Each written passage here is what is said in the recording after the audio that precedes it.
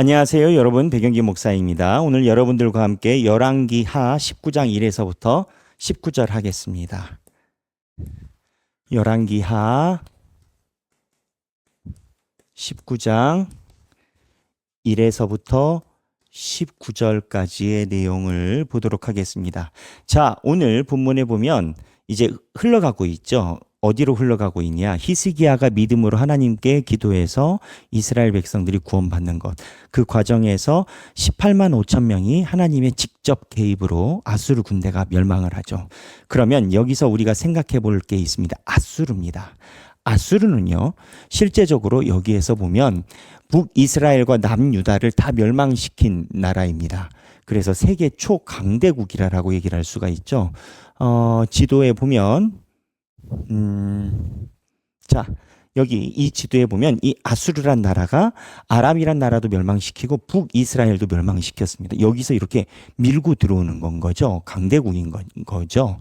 이 아수르가 유다에 와서 지금 히스기야에게 굴복하라라는 그러한 정치, 어떻게 보면 전략전을 하고 있는 상황인 겁니다. 그런데 이 아수르가 북이스라엘을 멸망할 때만 해도요, 예언자들이 아수르를 사용해서 이스라엘을 심판한다라는 하나님의 그러한 예언들이 있었습니다. 그거를 이제 랍사게가 알아서 자기의 정치 선동으로 사용했다라고 여러분들과 함께 공부를 했죠. 그런데 이 아수르가 나중에 하나님에게 징계를 받습니다. 하나님이 사용했는데 하나님이 아수르를 징계합니다. 그 이유가 뭐냐? 교만해서입니다.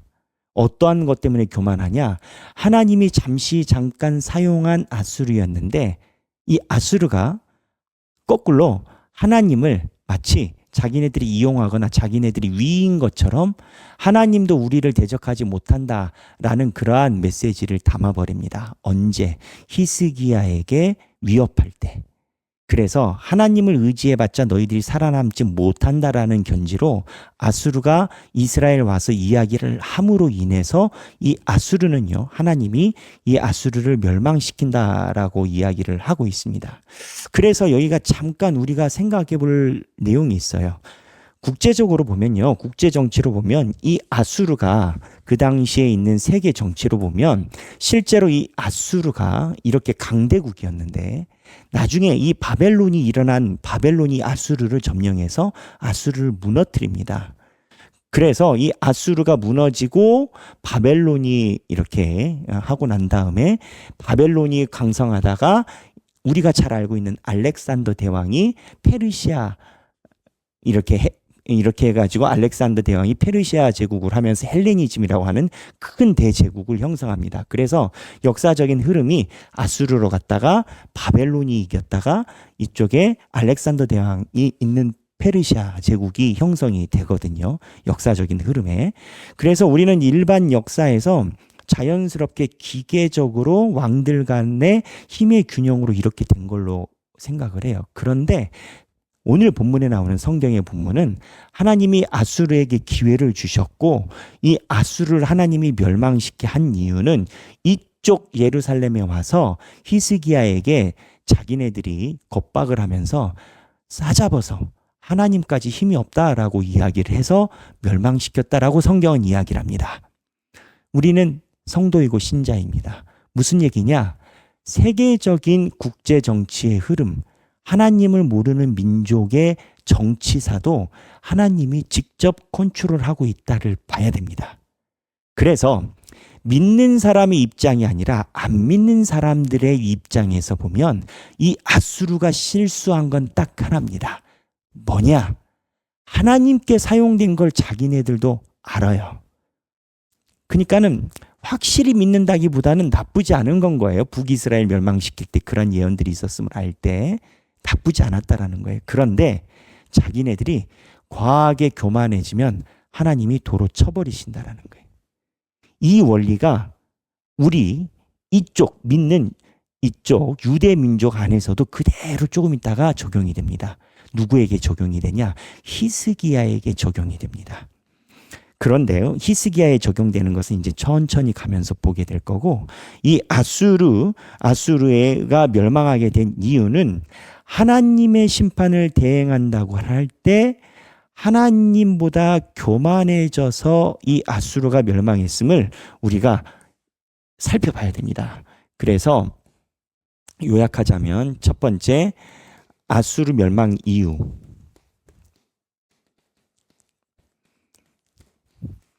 멸망 이유가 하나님 업신여겨서. 조금 더 얘기를 하면 본분에 지나쳐서. 아수르가 하나님께서 쓰시는 그 정도, 분수에 맞는 정도에만 했다면 어쩌면 아수르가 오랫동안 지속될 수 있도록 하나님이 허락해 주셨을 수도 있습니다. 여하튼 본문에 아수르가 지나쳐서요. 이거에 관련된 내용이 이사야 10장 5에서부터 17절에 나옵니다. 이사야 10장 5에서부터 17절인데 자, 한번 보겠습니다. 자, 이사야 10장, 하나님이 아수르를 심판하시는 내용입니다. 저희가 지금 아수르를 보는 이유가 있어요. 분수에 어긋나게 교만하거나 지나치게 되면 도리어 악재가 되더라라는 거예요. 이게 하나님을 믿는 사람들도 동일하기 때문에 이 하나님이 분수에 지나치는 것, 우리는 교만이라고 얘기를 하죠. 분수에 지나치는 것을 얼마나 철저히 누르고 계신가를 살펴보자는 거예요. 지금 아수르가 대상이에요. 이사야 10장 5에서부터 17절인데 제가 읽어보면서 중요한 부분을 킵하면서 읽겠습니다. 아수르 사람은 화 있을진저. 이사야 10장 5절입니다. 그는 내 진노의 막대기요 그 손의 몽둥이는 내 분노라. 아수르를 하나님이 사용했다라는 거예요. 내 손의 몽둥이 분노라. 내가 그를 보내어 경건하지 아니한 나라를 치게 하며 내가 그에게 명령하여 나를 노하게 한 백성을 쳐서 탈취하며 노략하게 하며 또 그들을 길거리에 진흙같이 질밖에 하려 하거니와. 몽둥이니까 하나님이 아수르를 사용했다라는 거예요. 경건하지 않은 나라들을 다 물리치겠다라는 거예요. 그의 뜻은 이같지 아니하며 그의 마음의 생각도 이같지 아니하고 다만 그의 마음은 허다한 나라를 파괴하며 멸절하려 하는도다. 아수르가 하나님께 사용된다라는 인식을 갖고 있는 게 아니고 이 사람들을 심판하는 재미를 붙였다라는 거예요. 아수르가 사람들 죽이는 재미 붙였다라는 거예요. 거기에 재미를 붙였다는 거예요. 8절, 그가 이르기를 내 고관들은 다 왕들이 아니냐. 이제 아수르의 고관들이 왕들이에요. 왜냐하면 자기가 점령한 나라를 속국으로 만드니까 그 속국의 왕을 불러가지고 여기에 어떻게 보면은 대신으로 앉혀놓은 건 거예요. 그 나라에서는 왕이지만 나한테는 고관이에요. 부하라고요. 9절, 갈로는 갈그미스와 같지 아니하며 하마스는 아르밧과 같지 않으며 쭉쭉쭉 얘기를 해요. 10절, 내 손이 이미 우상을 섬기는 나라들에 미쳤나니 쭉쭉쭉쭉 나가요. 그러므로 쭉쭉쭉쭉 하는데 15절에 하나님이 아수르에 대해서 지탄하세요. 도끼가 어찌 찍는 자에게 스스로 자랑하겠으며 톱이 어찌 켜는 자에게 스스로 큰 치 하겠느냐. 그러니까 하나님이 주인이고 아수르는 도끼인데 도끼가 분수에 어긋났다라는 거예요. 찍는 하나님에게 자랑하고 톱이 스스로 큰 치 한다라는 거예요.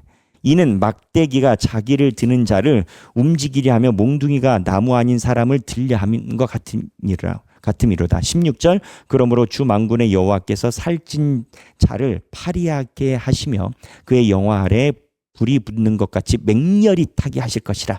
이렇게 해서 아수르가 심판당합니다.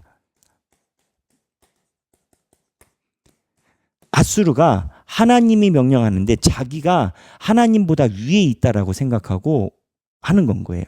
이 원인이 근본이 뭘까요? 자기가 판단한 대로 다 된다라는 거예요. 아수르가 교만해져서 우리가 뭉개면 뭉갠다라는 생각으로 이스라엘에다 얘기를 하는 건 거예요. 그래서 생각의 분수의 지나침. 하나님이 잠깐 사용한 외세는 그들 스스로 분수에 지나치는 행동으로 자멸하게 되는 겁니다. 그러니까 하나님의 섭리라는 것을 놓고 볼 때 하나님의 섭리는 참 묘해요.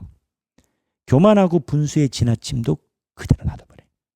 그래서 분수에 지나친 이 아수르의 행동이 자기를 자멸하게 만드는 그 원인이 됐다라는 거예요.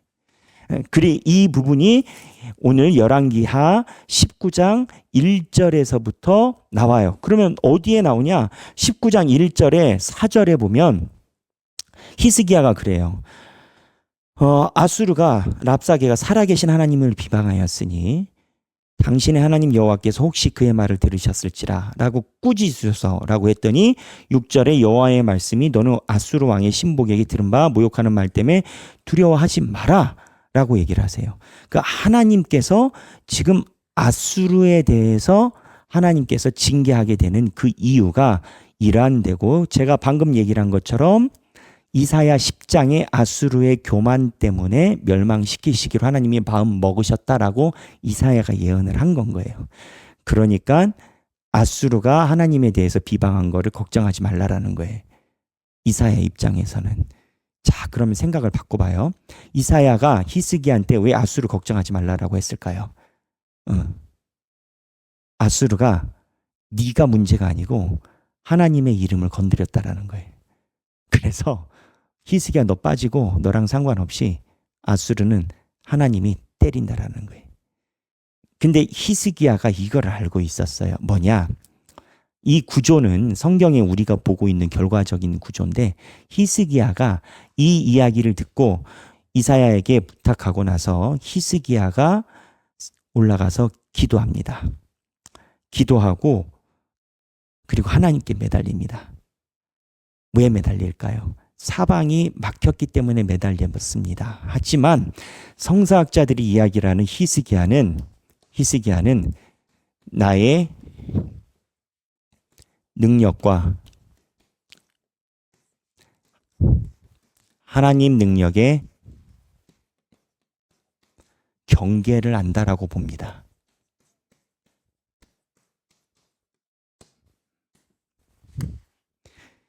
히스기야는 지금 아수르의 문제가 자기가 할 수 있는 능력 밖에 있다라는 것을 알아요. 그래서 경계를 알아. 믿음은 경계를 알아가는 거예요.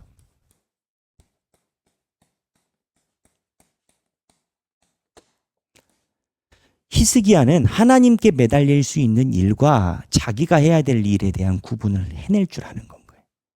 믿음은 돈키호테처럼 달라드는 게 아니라 하나님이 이루실 일과 내가 할 수 있는 일의 경계를 아는 게 믿음이에요. 히스기야는 이걸 알았기 때문에 하나님 전에 가서 매달린 건 거예요. 자, 그렇다면 오늘 1절에서부터 19절인데 히스기야가 기도해요.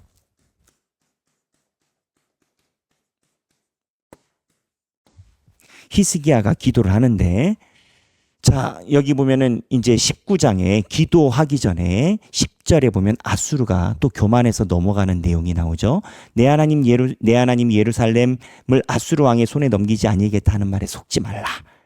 어느 나라 12절에 어느 나라 신들이 자기 민족들을 건졌느냐라고 12절에 얘기를 하고 히스기야가 성전에 올라갑니다. 이 히스기야의 기도가 아주 모범 기도로 보입니다. 이 기도가 구성이 있어요. 기도의 구성에 문단이 있다고요. 첫 번째는 여호와를 찬양합니다. 두 번째는 문제를 고합니다. 세 번째는 하나님의 도움을 구합니다.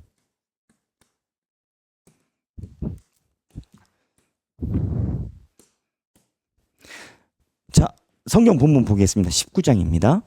19장 19장 14절 히스기야가 사자의 손에서 편지를 받아보고 여호와의 성전에 올라가서 히스기야가 그 편지를 여호와 앞에 펴놓고 그 앞에서 히스기야가 기도하여 이르되 그룹들 위에 계신 이스라엘의 하나님 여호와여 주는 천하만군의 홀로 하나님이시라. 주께서 천지를 만드셨나이다. 이거 첫 번째 올라가서 여호와의 이름을 높입니다. 두 번째, 여호와여 귀를 기울여 들으소서. 여호와여 눈을 떠서 보시옵소서. 사내립이 살아계신 하나님을 비방하러 보낸 말을 들으시옵소서. 여호와여 아수르 여러 왕이 과연 그 여러 민족과 그들의 땅을 황폐하게 하고 또 그들의 신들을 불에 던졌사오니 이는 그들의 신이 아니요 사람의 손으로 만든 것 곧 나무와 돌뿐이므로 멸하였나이다. 아수르가 주변에 있는 많은 나라들을 멸했다라는 거예요. 그 문제 상황에 대해서 말씀을 드린 거 두 번째. 마지막으로 우리 하나님 여호와여 원하건대 이제 우리를 그의 손에서 구하옵소서라고 도움을 구해요. 하나님의 도움을 구해요. 그래서 이 히스기야의 기도를 보면 첫 번째 찬양을 올려드리고 두 번째 문제를 구하고 세 번째 하나님의 도움을 구함이 우리가 하나님께 간구하는 기도의 패턴, 중요한 패턴으로 여깁니다. 자, 정리하면 우리가 문제가 있어요. 삶에 어려움이 있어. 기도를 해야 돼. 그러면 기도의 순서가 히스기야라면 하나님을 먼저 높여드리고 지금 현실에 대해서 이야기를 드려. 그리고 하나님께 도움을 구하는 것. 이게 바로 히스기야의 기도의 순서라는 거예요. 오늘 생각할 거리가 많아요. 이 중에서 여러분 나누실 수 있는 걸 나누시면 되겠어요. 생각하기, 내 문제를 놓고 간구하는 기도문을 써보자.